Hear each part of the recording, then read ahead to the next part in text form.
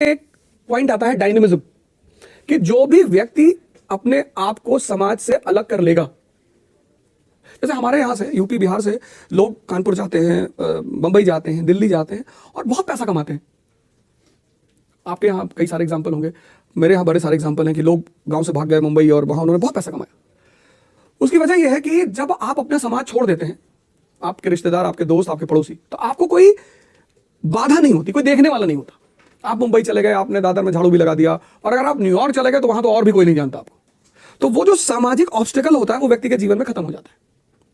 जैसे जो लोग अमेरिका आके बसे, जिसको हम न्यू वर्ल्ड कहते थे, यूरोप से, उनके जीवन में कोई बाधा नहीं थी, बैकग्राउंड का बैगेज नहीं है। बैकग्राउंड का बैगेज। जैसे जो आदमी 18th सेंचुरी के यूरोप में रह रहा है वो सामंतवादी यूरोप में रह रहा है, लेकिन जो आदमी 18th सेंचुरी के अमेरिकन कॉलोनीज में रह रहा है वो एक लिबरल समाज में रह रहा है। वहां कोई चर्च नहीं है, वहां कोई पोप नहीं है, वहां कोई सामंतवाद नहीं है, उसके ऊपर कोई बोझ नहीं है। तो मैंने ये बताया कि जो भी आदमी समाज से कटा हुआ है, मतलब जो आदमी आइसोलेशन का मजा लेना सीख जाता है, कृष्ण कोई दोस्त नहीं उनका, उनके अपने रिश्तेदार उनके दुश्मन है।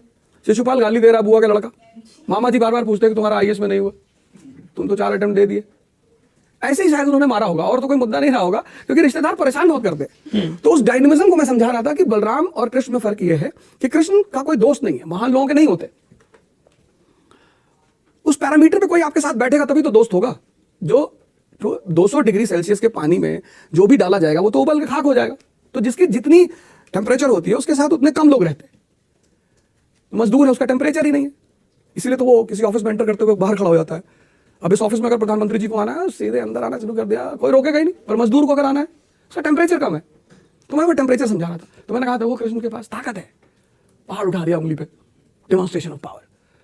तो जो यादव लोग नाराज हो रहे थे कि भाई आप हमारी बीवी के साथ नाच रहे हैं, उन्होंने कहा भाई तू बीवी के साथ नाच रहा है, तू साली के साथ भी नाच। तो मैं उनकी पावर की चर्चा, आइसोलेशन की चर्चा कर रहा था।